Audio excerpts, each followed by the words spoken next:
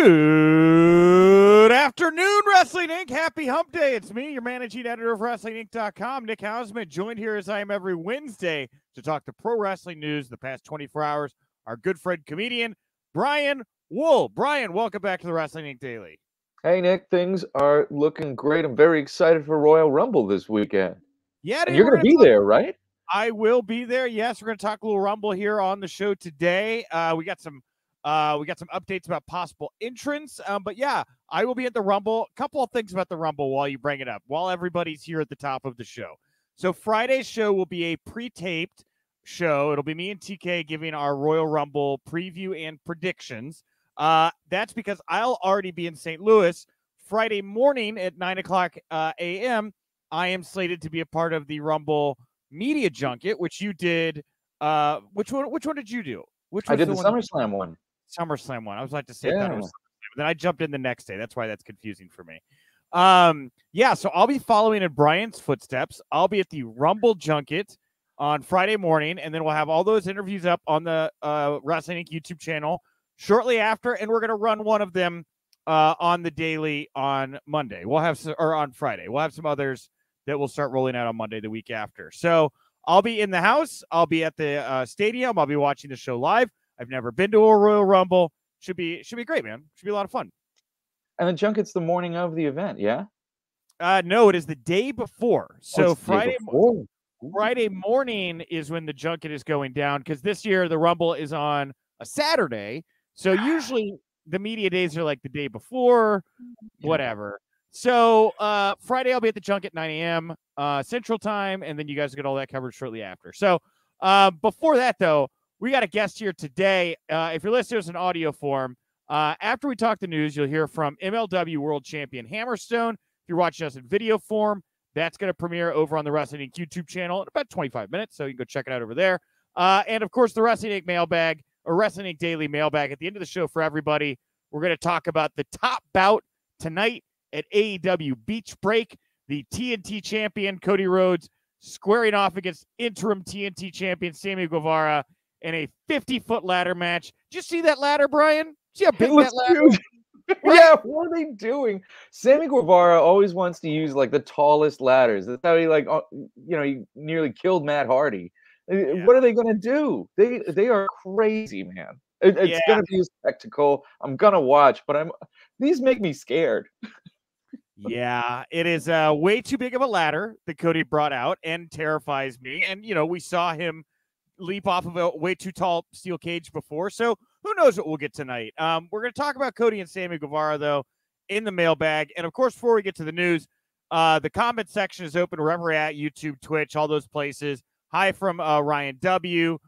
We have Keith George. He wants to know if Tony D'Angelo is going to leave from the Carolina Hurricanes to participate in the Royal Rumble. Maybe. I don't know. Maybe. Happy Rumble week from Dino. Spaceman 584 just kind of generally putting us over. Matt J. Hendricks. There is only one for Ronda Rousey match at WrestleMania, and that's Becky Lynch. That's it. Well, hey, maybe we'll talk about that here in a bit. We got one big story I want to get to first. It's time for news you can use. News will leave a bruise. Man, Sports Business Journal, they got Nick Khan to finally confirm that WWE has taken some inbound calls from other companies looking to outright buy the company. But he stressed WWE is not in active talks trying to sell the company, and they are not actively looking to sell. What do you take from that statement there? I feel like all of our assumptions have been confirmed. I feel like it's very clear that Disney was kicking the tires and Fox is kicking the tires, and there's people looking at purchasing WWE, and this is very real. And the thing is that when we get to a real offer that I think will come probably close to WrestleMania, maybe a little bit after, there is a chance that WWE will get an offer that they cannot refuse. I wonder if the Saudis made an offer or not. Like, MBS is maybe obviously their biggest benefactor outside of television rights right now. Maybe more so. I don't know how those deals line up. I don't think they're maybe more than the Fox deal. I don't think they're worth more than $1 billion. But they got a lot of money, right? I'm just interested to know what these inbound calls are. And I love the, hey, we're not looking to sell, right? We're just, hey, impress me, right? Like, you got to come to me if you want to make a deal right now. We're not just looking to go Pawn Stars style on this thing at the moment, you know? So if you really want to get tinfoil hat here, here's something that I picked up in looking at like entertainment stuff today. HBO Max is killing it with Peacemaker right now. And HBO Max is outpacing Netflix in creating new content and just getting new subscribers. And so HBO Max, they have a deal with Time Warner. So as they expand their deal with Time Warner, which is very likely to happen because you want to build up a library for your streaming service, HBO Max is very clearly the easiest and most logical destination for AEW's content. Sure. And so that is going to up the stakes here because I believe WWE's contract with Fox ends in 2023. 23 or 24. I'd have to double check. Yeah, so it's coming up soon. So, although they're going to get some real offers this summer, we won't see a sale until 23 or 24 when those media contracts come up. I feel like that'll be about that time because I feel like WWE was looking to go to Fox, but then Fox said, I don't know about this property. Let's buy SmackDown, and then we'll see. Well, they rented SmackDown. They didn't buy SmackDown. Yeah, rent SmackDown. We'll rent SmackDown, see how it goes. We'll And lease so far, SmackDown. it's going pretty good for them. Well, Rob Humphreys figured it out. It's Raj and Wrestling Inc. We've been kicking the tires. We might be buying WWE. Antonio Garcia is saying, I don't think they're worth more than $1 billion, maybe $2 billion. I disagree with that estimate. If they're willing to pay $1 billion to lease that company, and then you got another company willing to pay them $1 billion to lease their archives, that right there is a $2 billion valuation without even getting into all the other things that come along with WWE. Yeah. I keep pitching it somewhere between like, what did UFC go for? 11, right? I think something like that. Yeah. So is XFL still under their umbrella too, or did Rock take Rock's got it? Rock is fully bought out the XFL, so that's his baby now, and we'll see how that goes for him. I saw the USFL; they're going to be simulcasting their premiere game on both NBC and Fox, which is the first time that's ever happened. Like a sports game has been simulcast on those two networks since 1967. That's crazy. Yeah, weird, right? Yeah, I mean the last simulcast that I really remember clearly is when Michael Jackson debuted the Black or White video back in like 1990. It was on like every channel. Sure. It went on like right after Simpsons. Yeah. Well, let's talk about the Raw Bowl here. So PW Insider saying several sources within WWE have revealed there are zero plans for Veer Mahan to make his much hyped debut at the Royal Rumble. Any thoughts, any feelings? I mean, come on. Everybody's talking about Veer. You got to put him in the Rumble. Put him in the Rumble. He's going to get a major pop. Let him, toss out a comedy character. Everyone will get their one spot. Then maybe he'll get shockingly thrown out by, I don't know, Jinder. And then, feuds underway. I don't know. Come on. I feel like this is a layup. We were talking about this yesterday. What do you think? Do you think they put Mustafa Ali in the Rumble or no? No. No? No. Oh, dude, the guy's got so much organic babyface energy right now. How do you not touch the stove, right? I think they should. I love Mustafa Ali. I feel like I want to see him wrestle, but I just don't see it, man. Well, Antonio Garcia say, hey, they got to save room for Dave Arquette. That's true. Love David Arquette. Oh, the man. Love David Arquette. So, Fightful saying Kairi Sane's name also being thrown around as a possible entrant for the Women's Rumble match. Of course, she suffered some injury and then went back to Japan. Has kind of been working loosely as an ambassador there. It seems her deal might be coming up soon with WWE. But hey, doesn't do a whole ton for me, but I know that she has her fans out there. I love that elbow drop. Great elbow drop. Didn't she got hit in that ladder match, and Becky Lynch had to like roll her dead body underneath the ring or something like that to protect her. And Charlotte didn't know and kept beating on her. Yeah, it was brutal. So bad. after that, I'm like, I don't know. Maybe you should just kind of not. Maybe go heal up your brain a little bit. It seems like you've taken a little bit of a beating. Yeah. Um, That was a rough match. Spaceman 584 saying Knoxville could win the Rumble. I don't know about Santina for the women, but I still continue to think he's first guy to announce, right? Consistent push. He was out there. I did an interview with the Sports Business Journal or something like that. Or no, that was something else. That was the Nikon thing. He did this interview where he was talking more trash. And I know that it sounds like from the Observer, this is going to be a one and done. And in that interview, he said he's going to be bringing along some cornermen, teasing that other Jackass people will be coming with him to the Rumble. So who knows what will happen. I hope he brings Rachel Wolfson. That would be amazing. Rachel's a friend out here in LA, and she's hilarious. Jackass is going to be awesome. What is he? He was just on Howard Stern, too. And then they were sitting behind the commentary for UFC this past weekend, too. They're everywhere. I know you've been calling it for a long time that he's going to possibly win or be Final Four. And it's starting to look a lot more likely than I expected. I think you might be right, man. Hey, maybe that one of his buddies has got like a big crane hook that like he gets picked up and lifted and he just hangs out over the ring or something like that. Or you get weird with it. Those Jackass guys, you play with a lot of different things there, Yeah, and also like, man, every one of those wrestlers grew up loving Jackass. We all grew up with Jackass. So like, man, I feel like this is easy. Oh, yeah, of course. Definitely going to go watch it. Well, PWInsider.com reporting Frankie Kazarian has officially re-signed with AEW. We don't have any details about the length or the amount or anything like that. But this actually, by the way, not long ago, it broke that Marco Stunt has started accepting independent bookings. So kind of in that Peter Avalon bubble of maybe didn't get re-signed, but wants to stick around and do dark, keep the relationship good. I don't know, Yeah, and that's fine. He's young. He's got a lot ahead of him. Kazarian, so excited for him to be back. The Elite Hunter. Look out, Elite. Now you got 3 more years of running from this dude. I like Kazarian. I think he's been a low-key, like, real utility player for them. I mean, obviously he's done well in the tag picture, but like every match the guy has is good, and he's really trying to let other people shine.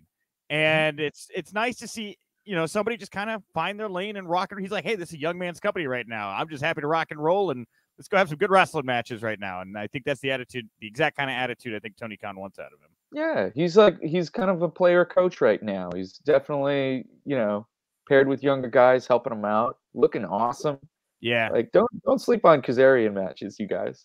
Hey, yeah. And maybe he'll win the Rumble, says Rob. Yeah, he could Marco Stunt could get signed up, and maybe he's going over to WWE. He wins the Rumble. So Marco Stunt would slot in great with the Jackass guys too. Yeah.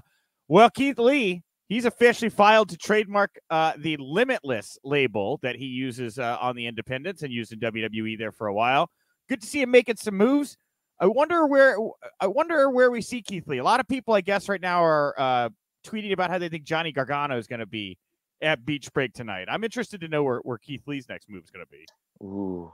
Yeah, I love Keith Lee. It's just so fun watching that guy wrestle. I'm glad he's getting healthy again. He's recovering from all the after effects of COVID. Yeah, I don't know. PWG has always been a home spot for him, so I'd love to see him pop up at Battle of Los Angeles. That's the first one for me. And lastly here, Ring of Honor has announced that they are forming an official ROH Hall of Fame. The first inductee in the inaugural ROH Hall of Fame class is going to be revealed this Monday. Subsequent inductees are going to be announced on February 7th, February 14th, and February 21st. So it sounds like we're going to get 4 inductees into the ROH Hall of Fame. Who comes to mind? Who do you think should be in this fearsome foursome here for ROH? I feel like Punk, Danielson, Samoa Joe, Homicide. That's 4. That's your 4 right there. That'd probably be. Yeah. Be a good time for Homicide. Homicide getting a lot of love these days, Yeah, man. Give him the flowers while they're still around. He can still go. He's doing awesome, Yeah, and I think Samoa Joe is a layup, and man, it would be an easy thing for him to do right now while he's just kicking around, literally doing nothing, kind of clearing his head after leaving WWE. Definitely puts him in a good light. Again, reminds people of his value. And then with Punk and Brian, yeah, I agree with that as well.